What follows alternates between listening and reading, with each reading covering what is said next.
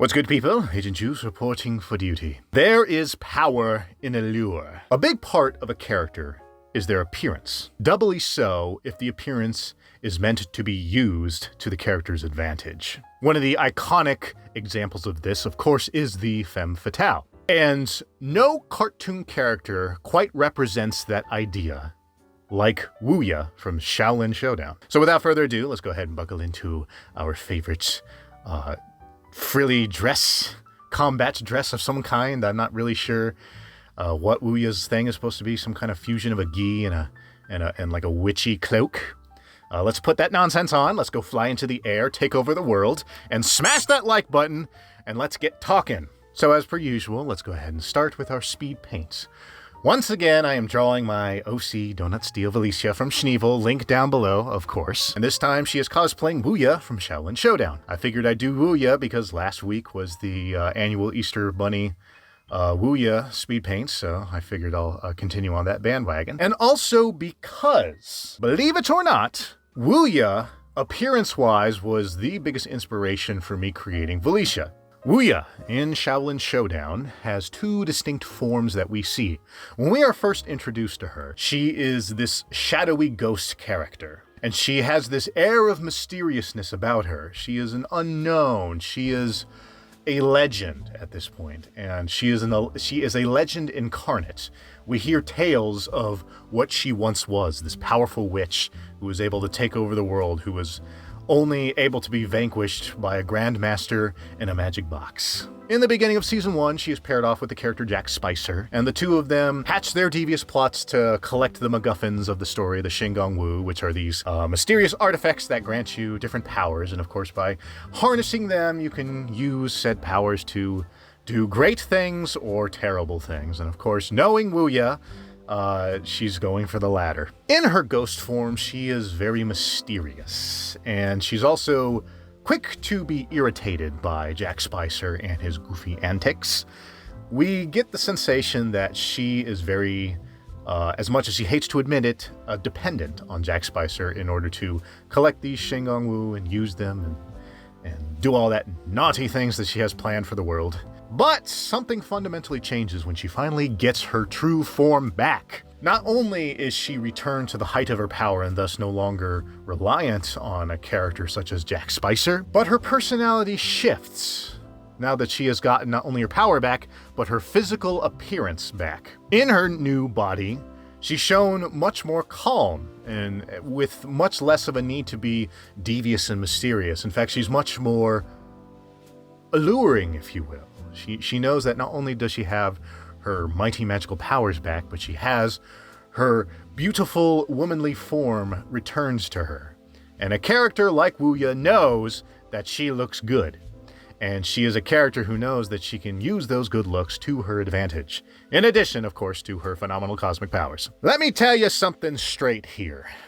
I am no fool. I mentioned earlier in this video that Wuya was the biggest visual inspiration for Velicia. That also means that a big part of Velicia's design was to make her look in some way, shape, or form physically alluring. This is done for two reasons. The first and most obvious meta reason is that a good-looking character is going to attract more eyeballs, so that when I draw her or when I put her in a cartoon, more people are going to see it and want to click on the thingy and go to my links, and I get more algorithm hits, which will lead to more cash revenue, which leads to more success. Yes, I am fully aware of the concept of sex selling. Secondly, however, the in-universe reason is that Velicia also is no fool. She knows, just like we know, there is power in physical appearance. There is leverage that you can use when you look good. Velicia is supposed to be ultimately a parody of the concept of the alluring villainess, the femme fatale. That being said, however, in a different story, with a different tone, Velicia 100% would be the femme fatale. She would be calm and collected and alluring, and she would be able to weaponize her good-looking physical appearance to her advantage. In SCHNEEEVIL, despite it being a goofy cartoon, where, Velicia is much more of a weirdo spaz than Wuya, for example, she still is someone who strives to look good because in one way, shape, or form, she wants to find a point where her appearance will garner her an advantage. Unfortunately for her, that tends not to work out the way she plans, for a multitude of reasons. Now, some of you may or may not have seen the SCHNEEEVIL pilot. If you haven't, click it down below. I always put it there.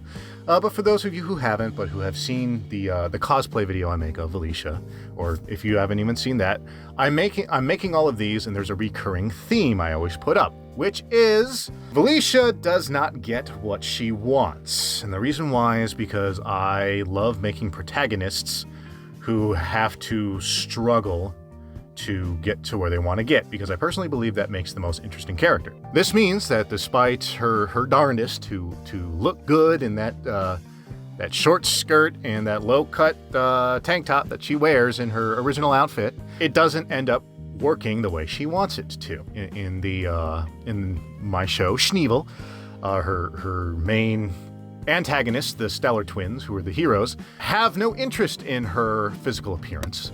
So it basically does nothing. A big factor in Wuya is her, as Omi puts it, feminine willies, right? Her ability to have control over those around her simply by looking good.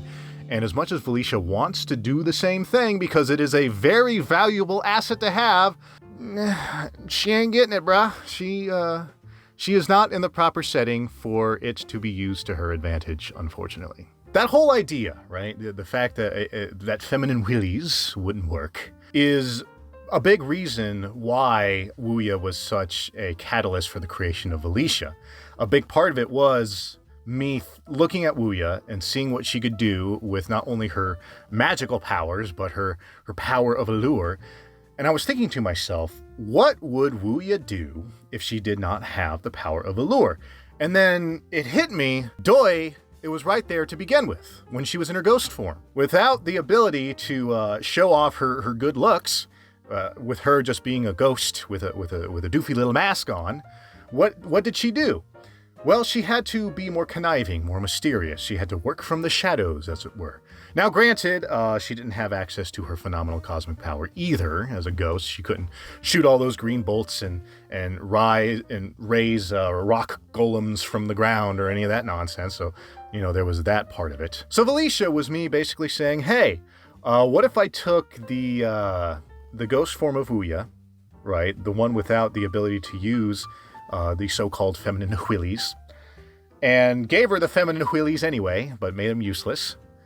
And what if I threw her in her situation where she had much, much more resistance to her plans of world domination? And honestly, that was the birth of Velicia. The concept of her being a crazy space witch was the fact that Wuya was this all-powerful witch. And I was like, hey, I want to do a cartoon like that. So I have Wuya to thank for the birth of Velicia. And as much as I say that, I want to preface that Wuya was not the only inspiration for Velicia, because I always say that good artists borrow, great artists steal, but you have to steal from multiple sources, otherwise you are a hack. And I refuse to be labeled a hack. So as much as I borrowed from Wuya, I confidently say that Velicia is made up of a lot more than just Wuya, but I do have to come clean in that a big part of the initial creation of Velicia was because of Wuya. If there is one person that Velicia would want to be more than anything, more than any other character that I have drawn so far and probably will draw her cosplaying as, Velicia wants to be like Wuya. Wuya has everything that Velicia wants. She has an immense amount of physical power. She has really good-looking bod, right? She has the ability to use that good-looking bod to her advantage. She has the respect and fear from her enemies. But unfortunately for Velicia, that's not the point of SCHNEEEVIL.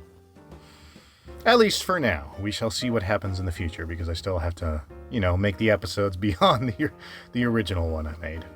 Anyway, I think we'll go ahead and wrap it up there for today. So you people know what to do. If you like what you see and you want to see more, go ahead and tickle those sacred buttons so you can follow me and keep track of what I post next. Of course, go ahead and share and comment. I do want to hear what you have to say about this nonsense, especially since I'm doing so many of these drawings where I'm drawing my own OC, right? You know, if you have something to say, let me know. Or if you have something to say about Xiaolin Showdown, let me know. Or something else, just go ahead and talk about it. And of course, share the video. If you're on minds.com, it's as easy as hitting that remind button. Otherwise, you're going to have to do it the caveman way by linking the URL, but go ahead and do it anyway. And of course, this video is sponsored by me. Go ahead and hit up my Patreon and Subscribe Star if you want to see the long, fully uncompressed version of this speed paint that I'm doing right now. And of course, this month's exclusive video where I talk about Miss Dynamite. And of course, if you wish to follow me elsewhere, my links are here up on the screen as per usual. And pay attention, as I always say, to minds.com because it's the alternative social media website that I always like to push because market diversity is good for your teeth. It's good for that dental work, I say. Anyway, with all that said, I thank you for sharing this time with me. I do hope you stick around. And until next time, deuces.